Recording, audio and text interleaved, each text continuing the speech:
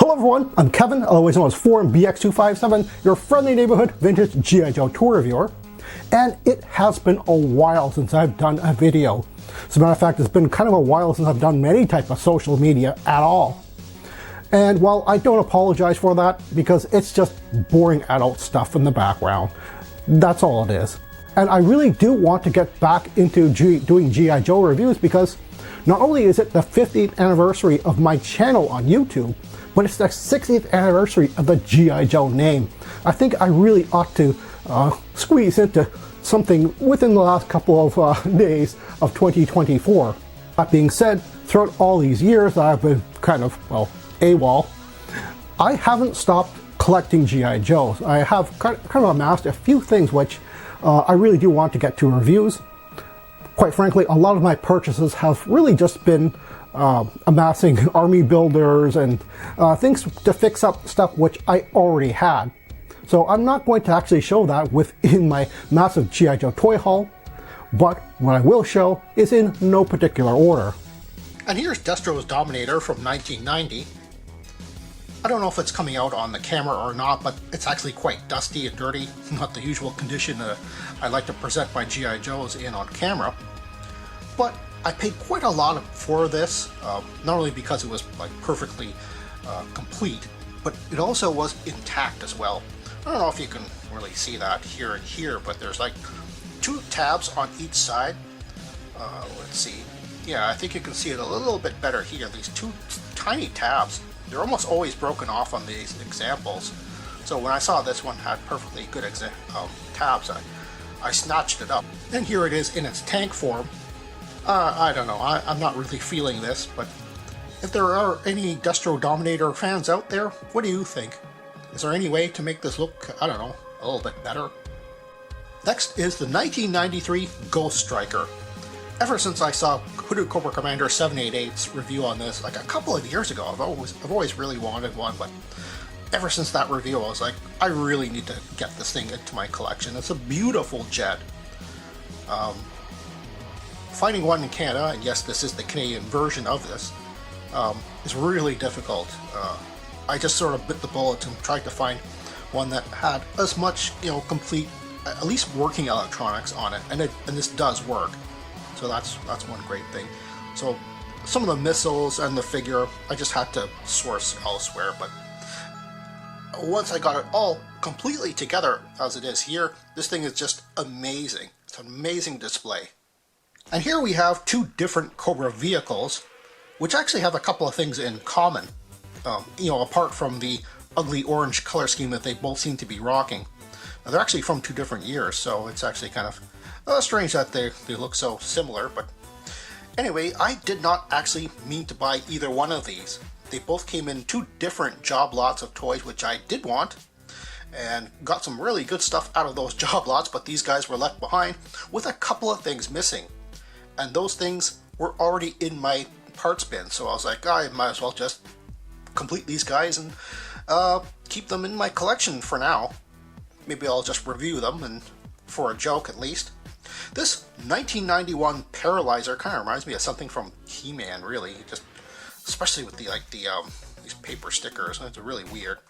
This one just had a couple of its missiles missing, but like I said, that was in my parts bin already.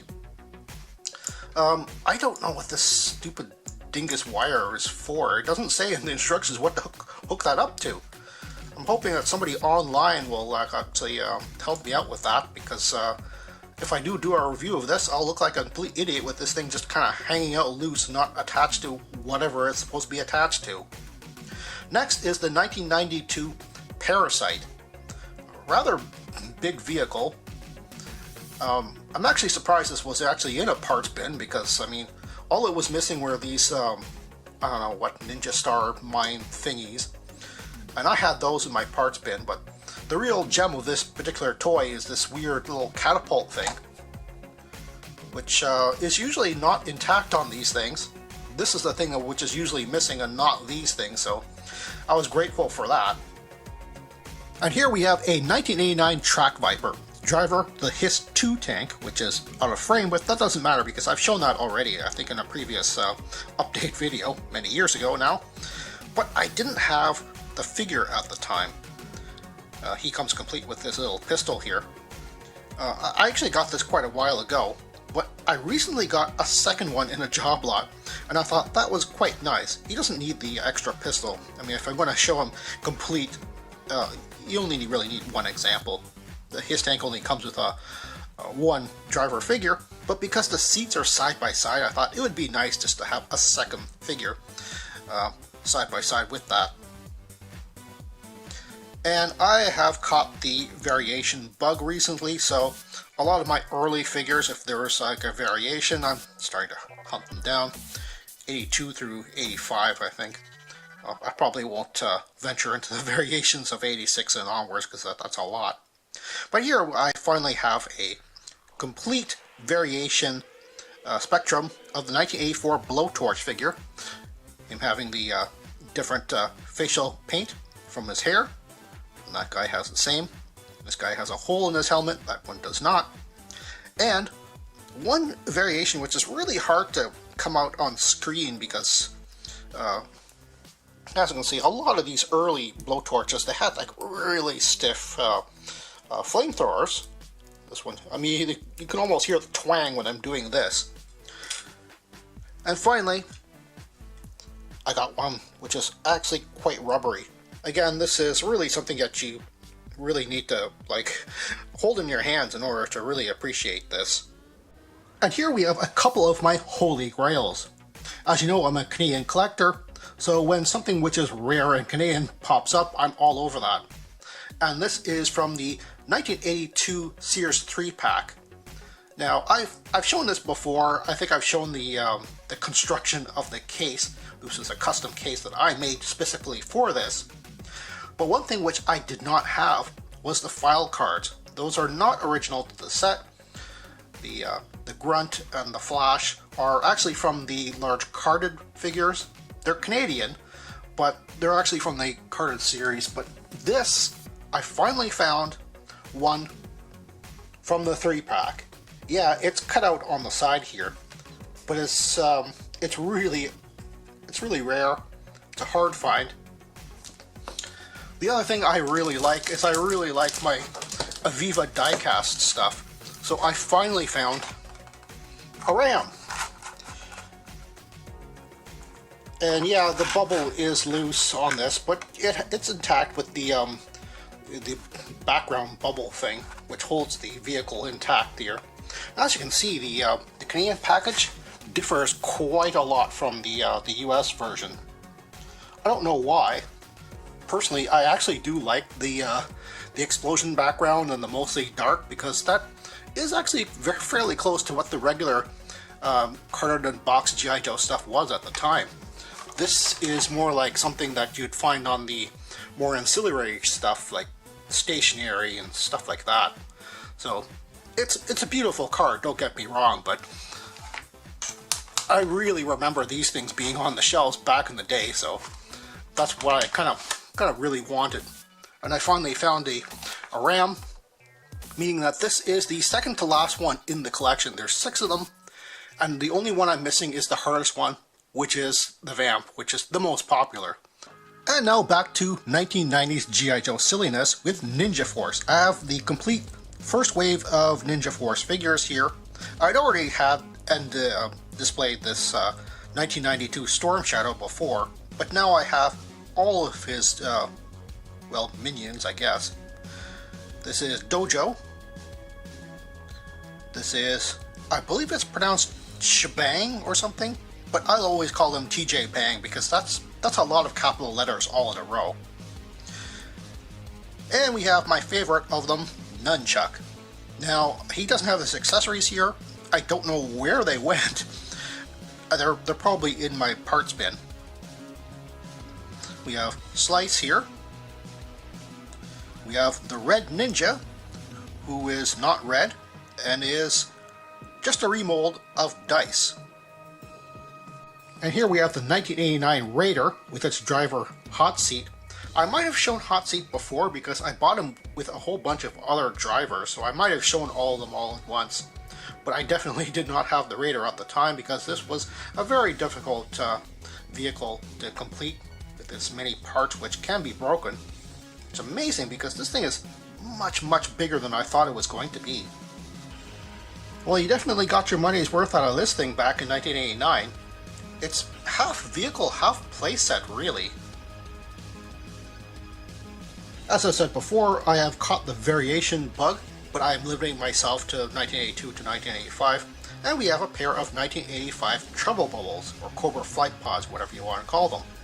And I think during the review of this, when I did this like a million years ago, here I have the regular sticker, which would commonly see on here, but I mentioned that this thing came with a variation large sticker, which is kind of what you'd see in the animation, really. So I finally have a physical copy of one. Behind here is actually one of the newer things in my collection, a 2003 KB Toy Store exclusive Cat Tank 2 with its driver, Crimson Guard. Immortal, I think. I think it was just called a Crimson Guard on the package, but he's based on the Crimson Guard Immortal, but done in a really nice gray and silver color scheme. Very nice. And here we have a pair of related jets, the 1992 Cobra Liquidator, and its opposite number, the G.I. Joe Storm Eagle. These are water guns in disguise, really, despite their being very beautiful jets. Both of them being based on real-world jets. As you can see, that has a pull-down handle, and you squirt it out of the nose cone. A long time ago, I showed you my collection of Blackthorn Publishing's G.I. Joe in 3D, and they only ever made 7 issues. Issues 1 through 6 and an annual, but I was having trouble finding that last issue, issue 6, because as I discovered, Blackthorn Publishing went out of business around this time, and this was actually printed and released after the annual, making this one of the last comics that Blackthorn ever did. So I finally have that, and I'm finally ready to do a proper review of all of these. Speaking of physical media, this is a G.I. Joe VHS tape. It's one of the very early ones with a really big box, and I'll just unbox it here for you because I don't think I'll ever do a proper review of this, but this is the kind of big box which I think a G.I. Joe Duke would have been shrink wrapped too as part of a promotion. Not all of them would have had that though. And this is what you get inside this this rather oversized case. But on the inside, you have the VHS tape nestled inside. And now the G.I. Joe Retaliator from 1990, another vehicle which, quite frankly, I had no idea was going to be quite as big as it is, but here it is with its pilot updraft.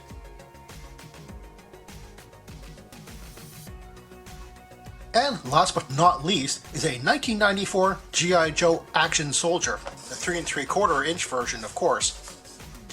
This is kind of, well, funny because this was meant to commemorate the 30th anniversary of the G.I. Joe name back in 1994. And now, this toy itself is 30 years old, and I am going to do this for the 60th anniversary of the G.I. Joe name. It will be an unboxing, an assembly, and finally a review, all at once, and that will actually be the next video that I do to close out 2024.